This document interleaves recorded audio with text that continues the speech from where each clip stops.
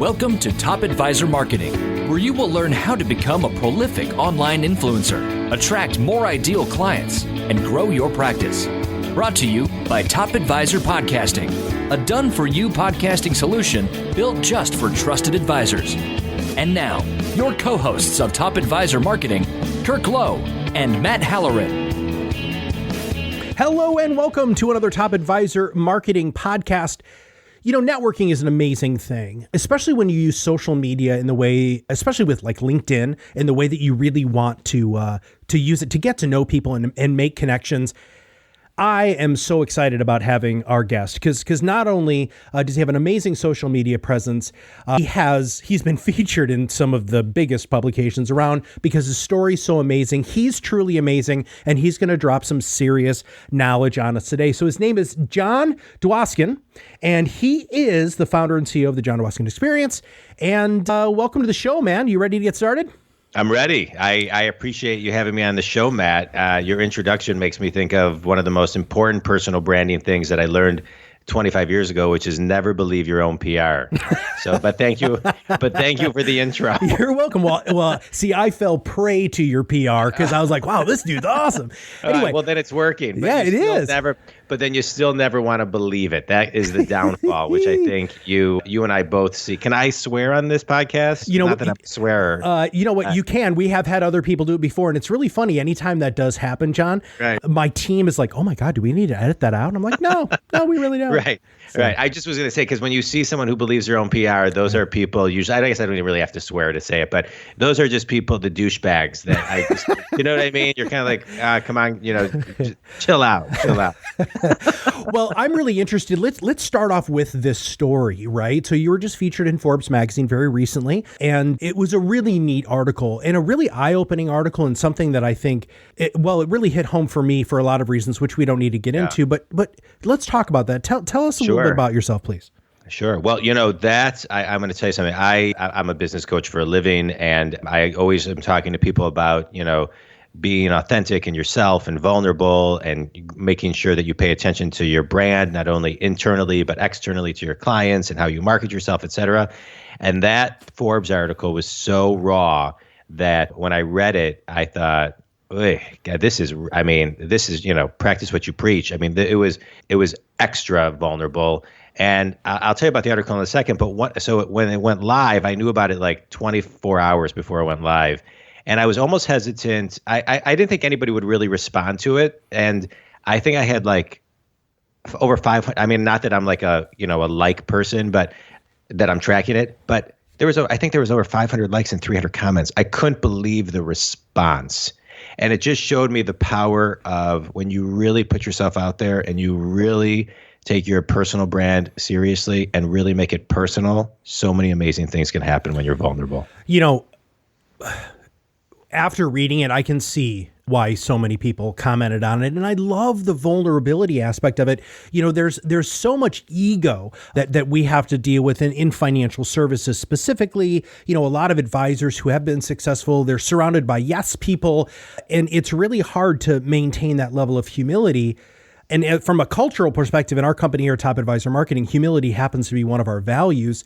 Yeah. How do you do that, man? I mean, how do you balance that? I mean, you, as a business coach and consultant, as a successful person, how do you balance to that level of attention, but still maintaining humility, still maintaining that vulnerability, because your brand now has a different feeling, in my opinion. Right. Well, I agree.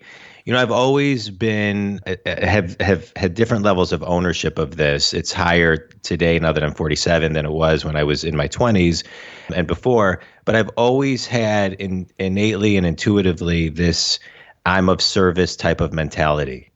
And so so I've had to, after that article specifically, really had to surrender to that, because I'm a really big believer when I'm working with clients that, not a believer, but when I'm working with clients and doing my work, business coaching, whether it doesn't matter if it's with a salesperson, a CEO, a manager, it doesn't matter who it is.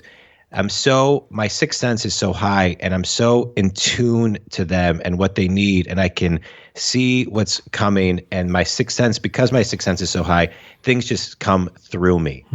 And when my ego is high, then I can't get the information as readily. And so I really have to spend time grounding myself and meditating and taking some quiet time every day so I can tap into my own gift, so I can then give it to other people and help them grow in whatever way I'm working with them. There was a great article that just came out yesterday that was talking about how if you meditate for 15 minutes a day, it resets your brain to the point of at 50 years old, you can have the neurosynaptic activity of a 25-year-old. So, I really wish more people just paid attention to embracing the quiet. Now, you just said a couple of things there, though, that I want to unpack a little bit. Yeah, sure. How do you teach people, because you've done this yourself, so how do you teach people to get out of their own way? Because not only are you not able to be the coach that you want to be, but financial services professionals and business owners, estate planning attorneys, real estate agents, all of the people who listen to this podcast have problems getting out of their own way. Sure. Help me help them.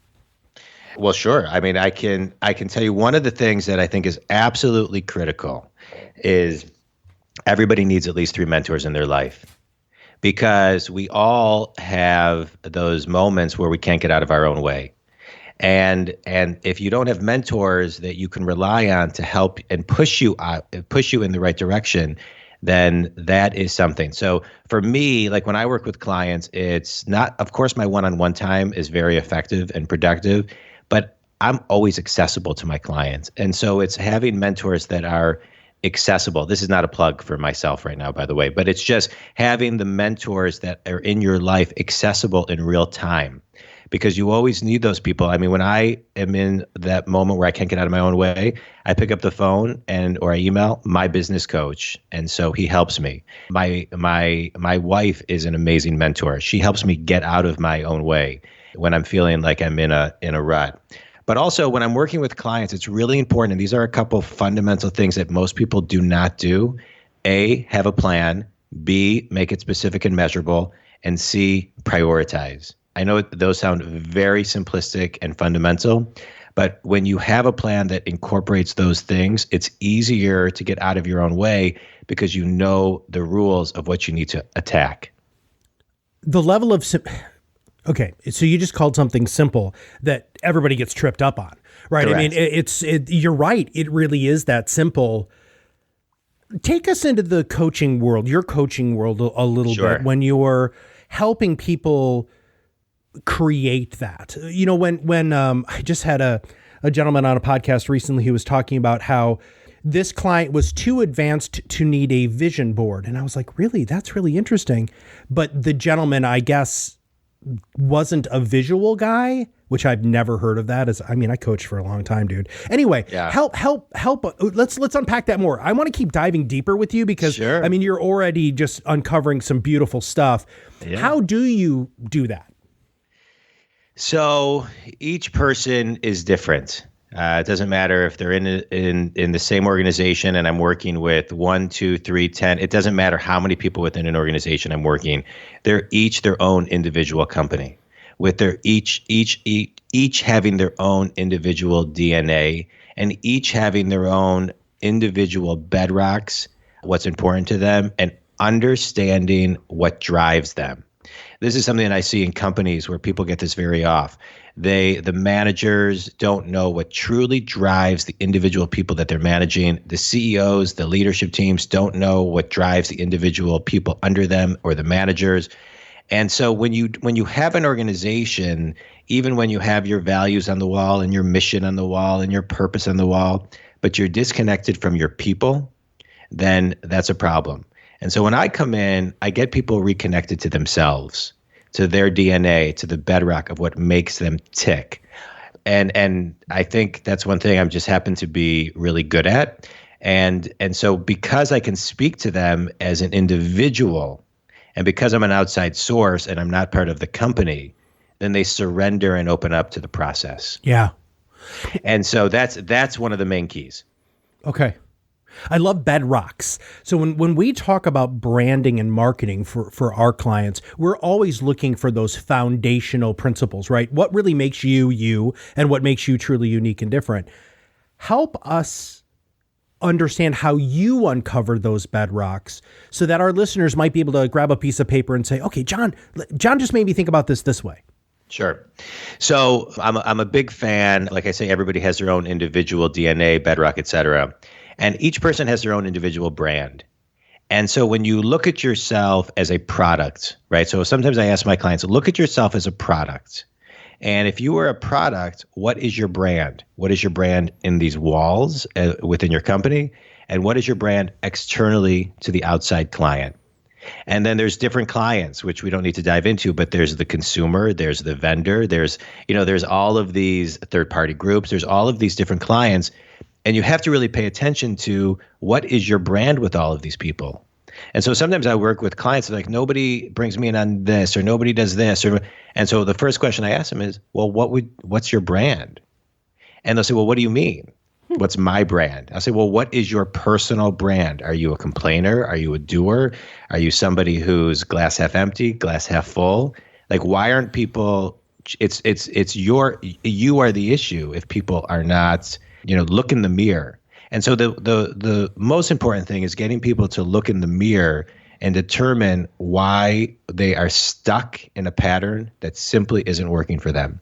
Because once upon a time, they came in and they were the new person and they were making friends and they were this, but something tainted them and got them stuck along the way.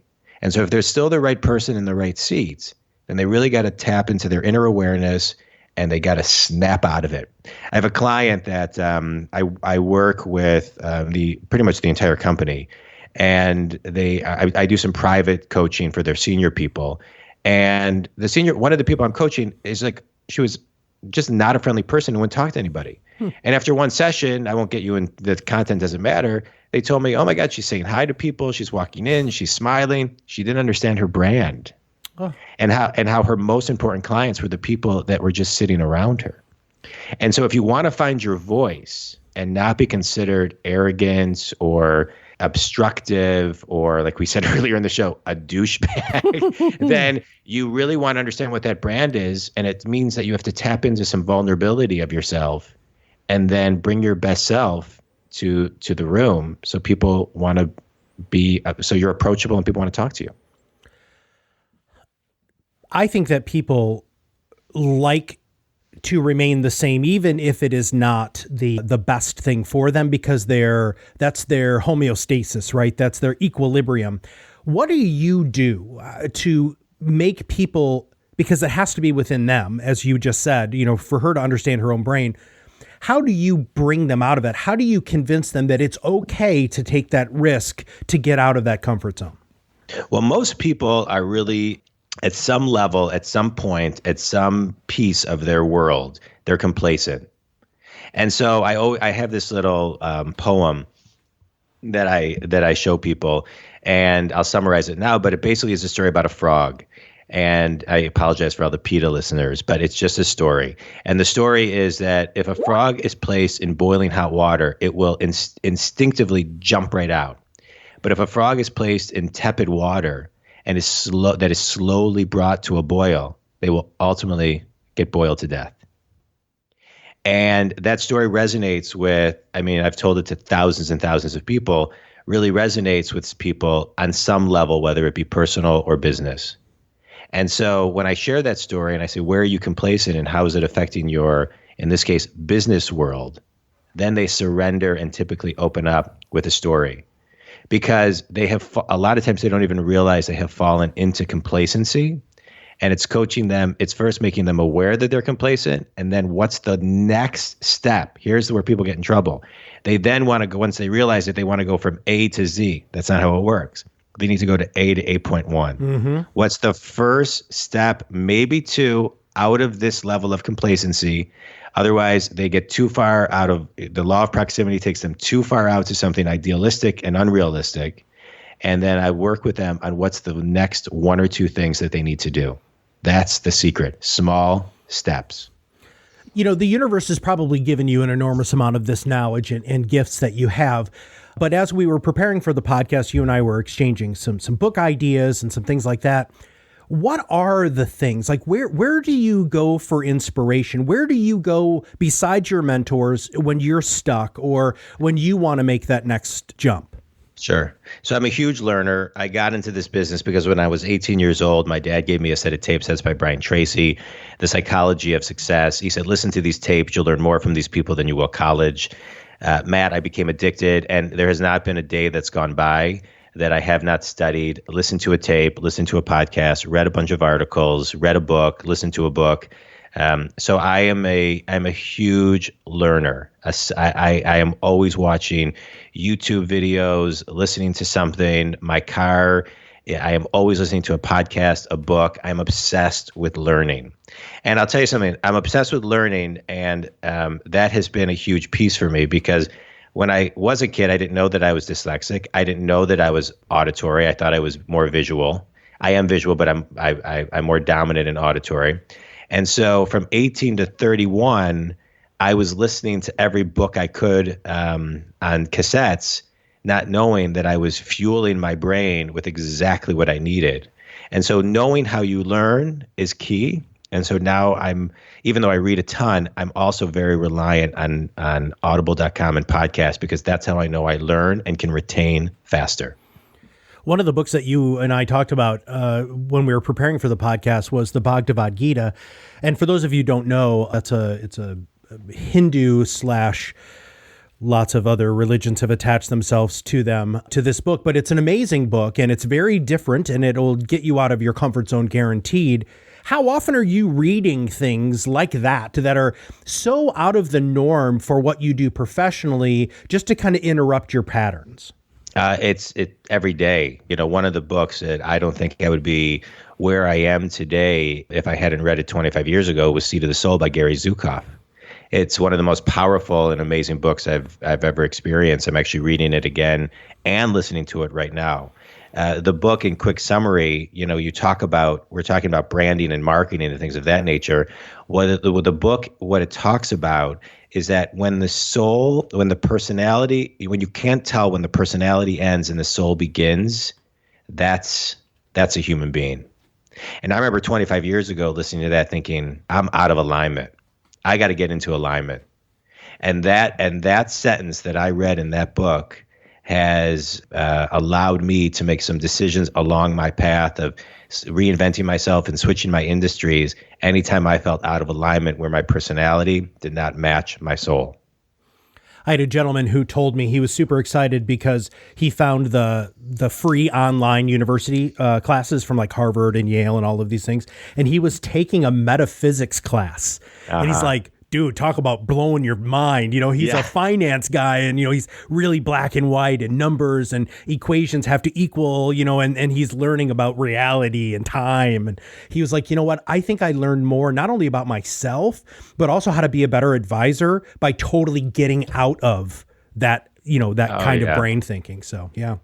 Absolutely. Eckhart Tolle, Gary Zukav, all of these types of people, my brain, needs to explore those types of theories and philosophies. And because to me, we're more than just what we think. We aren't what we think. And so spiritually, it's very important for me to kind of fuel and feed my soul. And then it gives me a completely new perspective on how I can help guide my clients and what I do for myself. So let's talk a little bit about what you do. So you've given us a little sprinklings here of hints. Let's talk about the experience. I know you speak, and I know that you just tell us a little bit more about really what your day looks like, if that's okay. Sure. So I'm a business coach. Some people call me an executive advisor.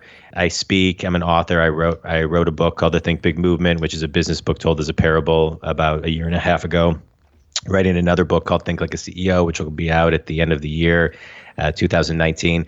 And I work with C-level executives and leaders, managers and salespeople, and I am a business coach. I'm a mentor and a business coach. And where I differ than others is I've created my own system, my own methodology through my 25 years of experience in business, having started and sold an internet company when I was 23 to a Silicon Valley company, being a top broker, growing a brokerage firm, and helping restructure a company.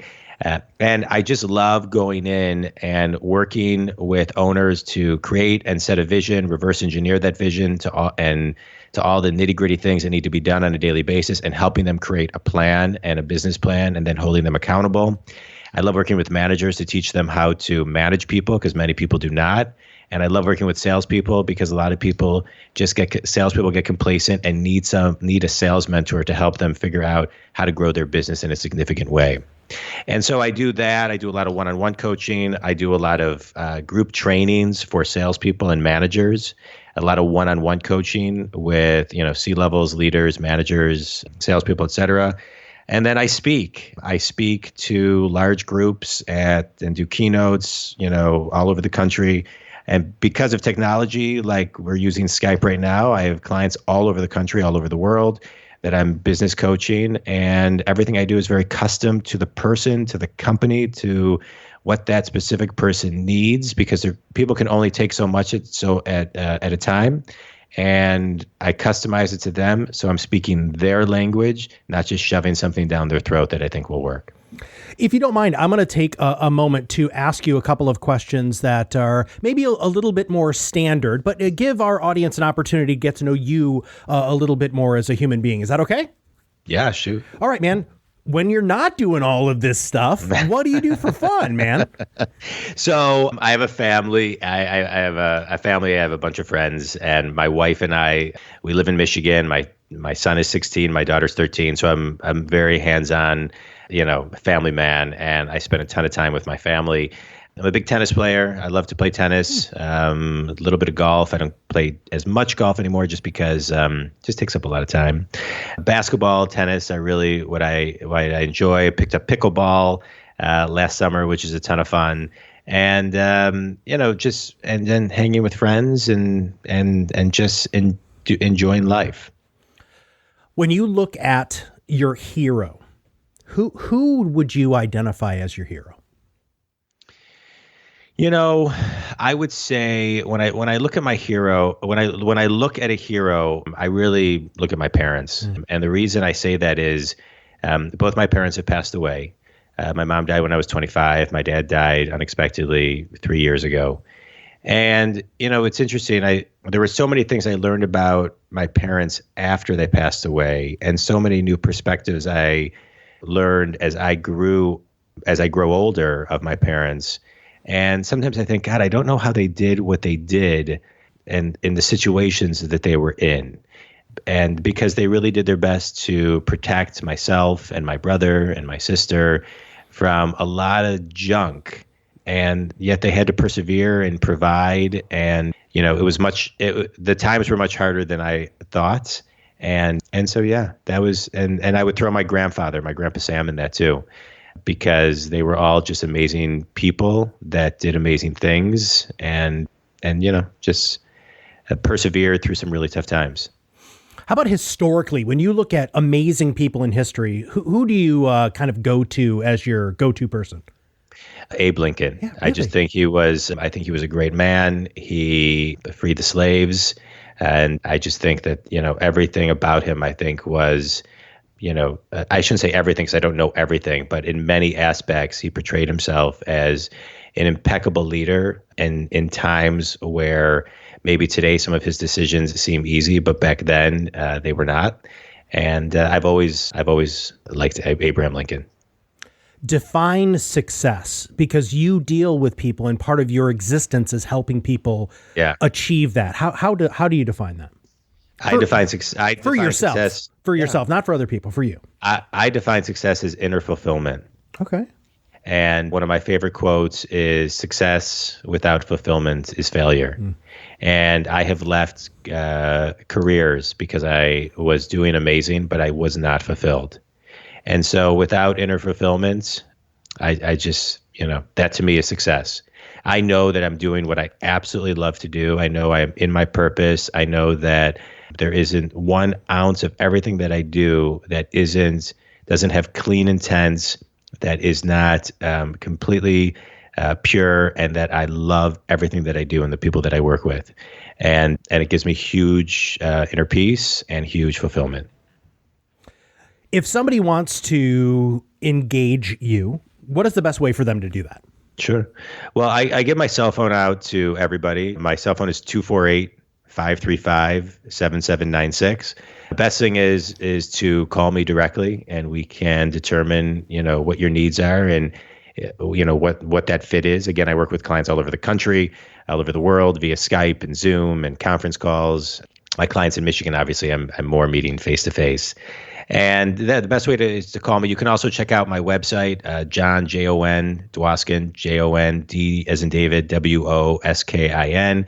I have a ton of blogs and blog series, multiple podcasts that I interview some just phenomenal people. And I write for Forbes and a Detroit publication, and I just tons of content. So if you aren't in a position that you want to get a business coach yet, but you just need some info, you can check out my site. You can buy my book. Whatever makes sense for you. So much content and so much good stuff. I love that. When we were preparing for the podcast, I was like, how many podcasts have you done? You're like, I don't know, like 500. I'm like, holy crap, dude. So I want to thank you. And I know that the community wants to thank you for being so free with your thought leadership. It's absolutely fantastic to have a resource like you.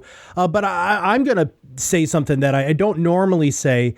But there are so many financial services professionals out there who desperately need a leadership coach, that executive type coach, which is not anything I ever did. And there are very few good ones out there because they either don't have the experience or they don't have the right technique. And I personally believe that Jon does. So please reach out to him. I've subscribed to your podcast already. I'm really looking forward to diving even more deeply. And I can't wait for your new book. I'm really, really excited about that. And we're going to have you back on the show when that puppy comes out. Is that cool? I appreciate it, Matt. Yeah, no, I appreciate it. Thank you so much for the thoughts and the feedback, and I appreciate it. And I do work with people in the financial world, so I get that world, and I appreciate the branding you just gave me. So thank you. All right, man. Well, thank you once again. And everybody, make sure we'll put the show notes, all of those links, including his cell phone number, in the show note links. That way you guys can just go ahead and reach out to him. But check him out online. Check out him on social media. If you don't have a subscription to Forbes, he's worth that subscription. So make sure that you check him out. So, Jon, thank you very much for being on the show. Hey, Matt, thank you. And thanks to your community for taking time to listen. I really appreciate them, and I appreciate you, and always a blast. Thank you so much. If you have not subscribed to the podcast, make sure you click that subscribe now button below. That way, every time we come out with a new podcast, it'll show up directly on your listening device. And if you know somebody who needs to hear what we just talked about, click that share button. Super easy to make it go out to all of your friends and family. And if you also have a moment, just give us a quick rating on iTunes. We'd really appreciate that. It also gives us feedback on how we're doing. And finally, if you know anybody who would be a great guest on the podcast, Matt at topadvisorm.com. You can just go ahead and quickly email me, and I will be more than happy to get that person on. So for Jon, this is Matt Halloran, and we'll see you on the other side of the mic very soon. Are you ready to change the way you communicate with your clients? Are you tired of being the best kept secret in your area? Learn how to become a prolific online influencer, attract more ideal clients, and grow your business. Contact us today and see what the power of podcasting can do for your business. Click on the Contact Us link on our website at topadvisormarketing.com and set up a call to learn more. Follow us on LinkedIn and Facebook for more updates and information. This was brought to you by Iris.xyz, a platform helping financial professionals become better in business and life through new media and new voices. Visit them and learn more at Iris.xyz.